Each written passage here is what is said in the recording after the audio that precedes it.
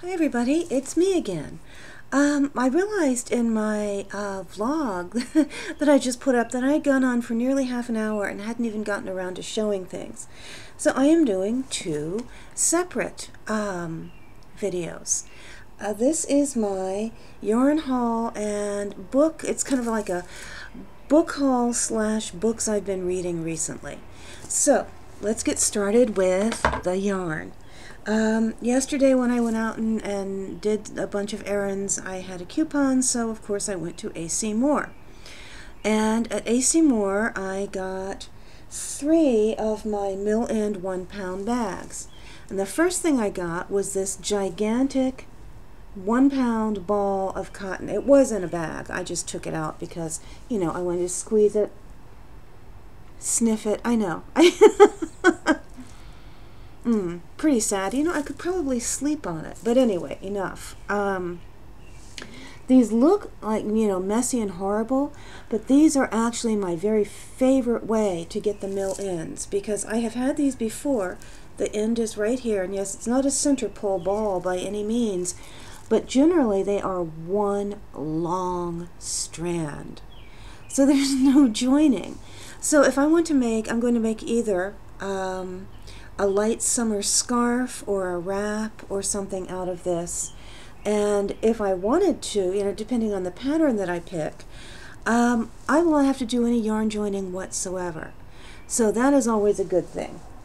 Then the next bag I got, these just say, I had never seen these particular brand bags before. Mill End 1-pound cotton blend, made in Canada. And I'm assuming it's a cotton polyester blend or something, but, and let me get out one of these little skeins. Okay, because of the bright daylight, okay, now you can see it. It is looking much more white than it actually is. It's a very goldish yellowy color. And it looks like it's a whole bunch of little cotton strings, and then it's got, yeah, you can see here at the end, and then it's got this little yellowy goldy piece that wraps around them and keeps them in a twist like this. Let's see if I pull it back, put it against my, if I put it against my shirt, directly behind me, I guess, you know, well, not behind me, behind the computer facing me is the outdoor window. So I think that's somehow doing something to the lighting, and that's what washes out the yarn. Let's try fiddling with the camera. I give up. Anyway, kind of you can see it a little better back here. It's an off-white with a yellowy wrap around it. And it's, I would say it's more of a DK weight than a worsted weight. It's a little bit nubby feeling, but it'll make perfect summer scarf wraps, whatever. And I have 1 pound of it right here. And then my next yarn is the same mill end company, group, whatever.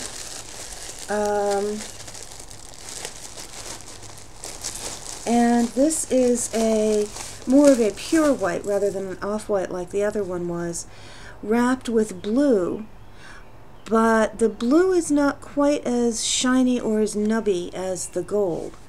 So anyway, again, it's a lighter weight, definitely a DK, and this will also make a very pretty, light, lacy, airy summer scarf or wrap, however you want to do it. So I was, of course, very thrilled with this, and yeah, I've been in the mood to make lacy, light scarves and wraps, and trying to put it back in the bag here, and why not just wait so that I don't have to make you watch it.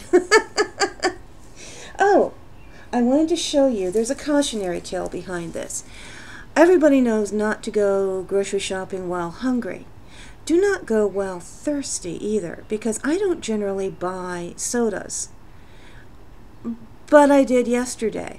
The first soda that I bought, now they're all pretty cool, which is why I'm showing them to you.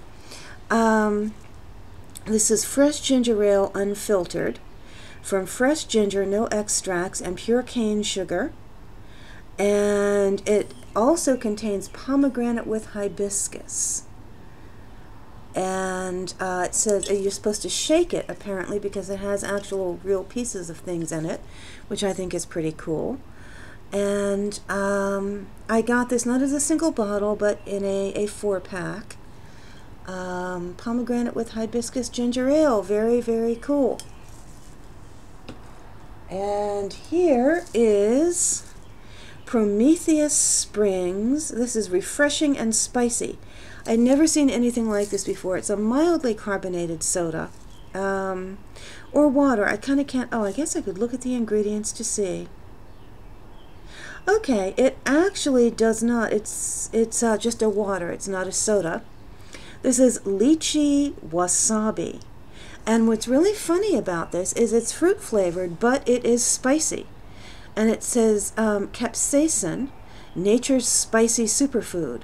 Extracted from chili peppers, the spicy antioxidant is colorless, odorless, and delightfully painful. Its kick has the curious ability to trigger the unique sensation of a happy, natural high. The ingredients are, I mean, all these things are loaded with sugar. Filtered water, organic, evaporated cane juice, organic lemon juice concentrate, natural lychee wasabi flavor, sea salt, and what is that? How do they say that? Capsaicin extract. Very cool. So, yeah, I'm looking forward to a spicy fruit water. I love spicy. Okay, and then this is mango chili. And just thought I would share this. So when I actually taste these waters, I will give you reviews. I believe they are local. Are they local? Made in the USA for Prometheus Springs. Well, I have no idea. I do not know if you can get them, you know, wherever you are, but I'll let you know how I like it, and then you can decide. Okay, starting with what I have been reading. Let's start with what I will be reading. This came yesterday for the YouTubers Book Club, and I got started. You know, whenever I get a book, I have to sit down and pick up the first few chapters. And it captured my attention right away, and as soon as I finish the current book I'm reading, which will probably end up doing this evening, I'm going to start this. What I have been reading. I have become recently kind of enamored with Jodi Picoult. I'm not sure how you say her name, Picoult. I read Second Glance a long time ago and really liked it and kept meaning to read more of her books, and then just didn't get around to it. This one is called My Sister's Keeper. Apparently it's also a movie, but I tend to like books better than the movies. And she takes topics that are, you know, really thought-provoking. This particular topic is about a girl who brings a lawsuit against her parents. She's a 13-year-old. And basically, she is doing it because when her older sister was born, her older sister had a very rare, very deadly kind of leukemia. So they specifically had the Anna, the 13-year-old, kind of the main character in this story, although it's told from the viewpoints of all the different characters, so that makes it very interesting. It also lets you see inside, you know, the characters that you might think of as mean or villainous. It lets you see everybody's perspective. And what they did was they did the in vitro fertilization, so they got, you know, a bunch of embryos. They found an embryo that was a perfect genetic match, and they implanted that one. And they immediately took her cord blood and infused her sister with it and gave her sister a break. So all of Anna's life, she has been in and out of the hospital. She has basically been as sick to an extent as her sister. She has to get shots to build up her bone marrow. She has to have bone marrow extracted. And she has been going through that since birth. And yes, she is loved, but she is fully aware that she was born to kind of be spare parts for her sister. And now that she's 13, her sister's kidneys are failing. and it is just expected that she's going to donate a kidney. And suddenly she says no. And there are just so many fascinating aspects to this story. The idea, is it ethical to have a baby?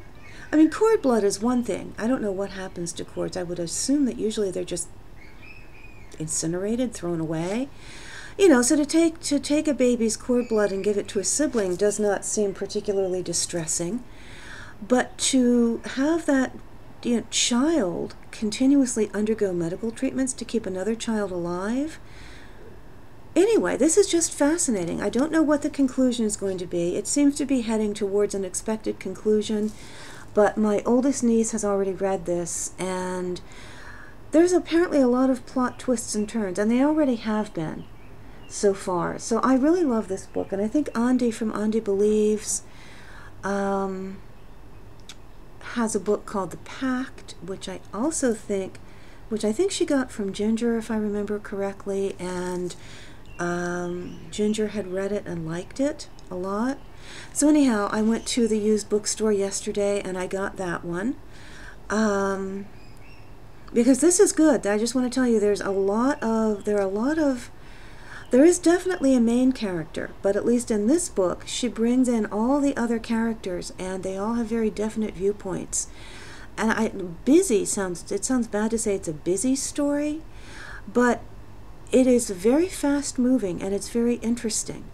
So for a book that tackles, a big ethical dilemma, and from going on Amazon and reading about her, finding out more about her, apparently that's what she likes to do.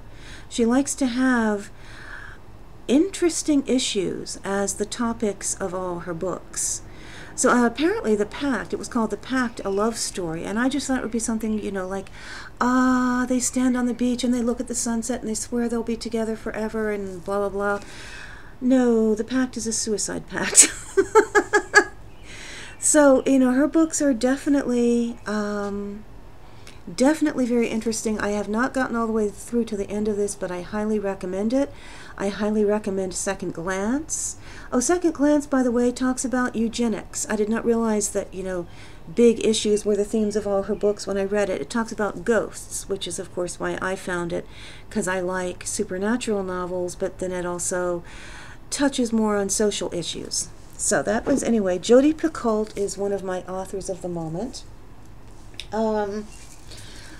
This is not a new book from yesterday. This is a book that I got from the library book sale a couple of weeks ago. I really like her books. Vicki Lane, this book is Old Wounds.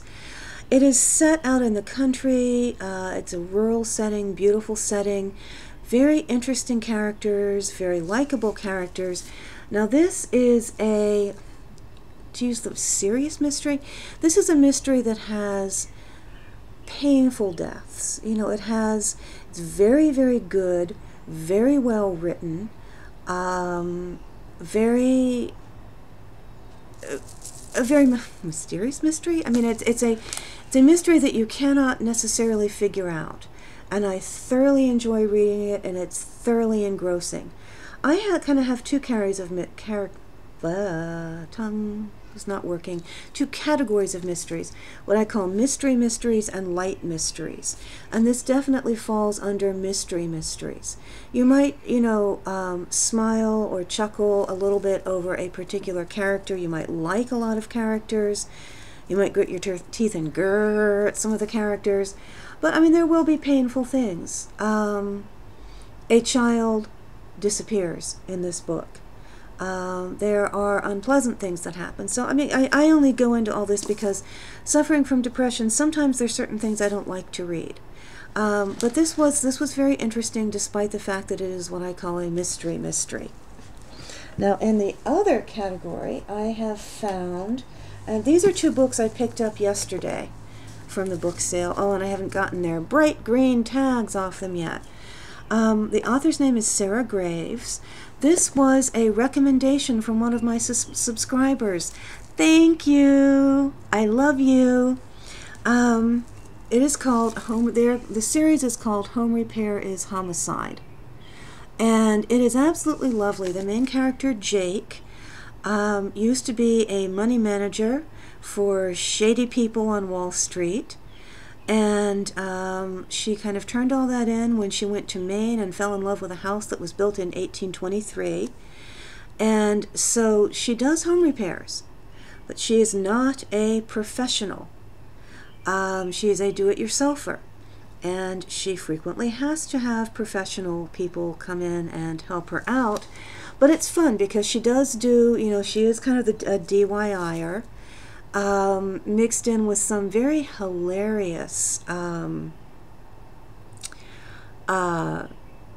repair escapades. She has a best friend who has a fashion sense that I just adore. I would love to meet Jake, but I would also love to meet her best friend. I would like to get in, I'm not really sure which one of us would come up with the more outrageous clothes or colors. Oh, by the way, this is a piece of my bright yellow skirt. Anyhow. The two I picked up yesterday were Repair to Her Grave, and yes, they all have titles that are kind of like puns involving home repair. This one is called Wreck the Halls. It takes place during the Christmas season. Haven't read either of them, but I've read a bunch of her others, and I absolutely like them. I consider them light mysteries because, yes, there is real life in them. Her son has alcohol abuse problems, but there are not, and there are deaths, and there, death is a sad thing, but if you are feeling like not in the mood if you want to read something where it's a whodunit, but you don't want to feel heavy afterwards, this is a great, great series. Then I found a new series. The author is Monica Ferris, Unraveled Sleeve, and these are I believe they all have cross-stitch patterns. Yes, they do. They all have cross-stitch patterns on the back, which I will give to my middle niece because I'm not a cross-stitcher. But they are needlework mysteries. And I'm really, really happy and excited about these. So I just thought I would be telling you I have been reading light-hearted mysteries. And then yesterday I found this really cool book at the library book sale. I did manage to pry the price tag off of it. It was $5. It seems to be part of a series called Illustrated Rivers of America. But this one interests me because this is the Potomac, which is, of course, my river. Well, not mine, obviously, but the one that flows nearby. And it was apparently written in 1949 and revised in 1968. And this is the, I think this is like the 1968 edition. And it's a big, you know how the pages back then were like so solid and thick, and I love the way they have these extremely wide margins, and also there's so many illustrations in here, and they're all these beautiful black and white. Let's see if I can get them up closer so you can see them. I love local history. I absolutely adore local history. And so this is something I'm really excited about. And it really was a great price. It is a very substantial book. It's obviously, because it's an ex-library book, it's got that thick, sturdy library binding. Oh, look at this. This is the Friends Meeting House in Sandy Spring, Maryland. I mean, not that Sandy Spring, Maryland means anything to pretty much anybody except people who live around here. But Sandy Spring, Maryland is very close to me. I actually live in Silver Spring, although I haven't seen any springs. There probably haven't been any in ages. Oh, look, an iron furnace, antietam. So there we go. So it is, yeah, I'm really, really thrilled about this. I am debating, oh my goodness, back in the day, can you see this? I don't know if you can. It was $5.95 back when it was printed. So anyhow, great book, very excited. I'll have to see if I can carefully get the library cover off of it without, ruining it. But they still did the scribble. But that's okay. It would not be $5 if they hadn't done all the withdrawal scribbles. So anyhow, I have not yet done my review of The book I just read and actually really loved, which I will do later today, book review of 5 People You Meet in Heaven. That was a great book. Thank you, Kathy, for recommending it. Absolutely loved it. I think, oddly enough, the character that I was most... that really impressed me was the Blue Man. But anyway, I'm going to do a recording later. I am running off to have breakfast with, late breakfast. It's 10 o'clock already, with a friend, and then I have Ducky for the day. So anyway, everybody have a great Sunday, and I will talk to you later. Bye.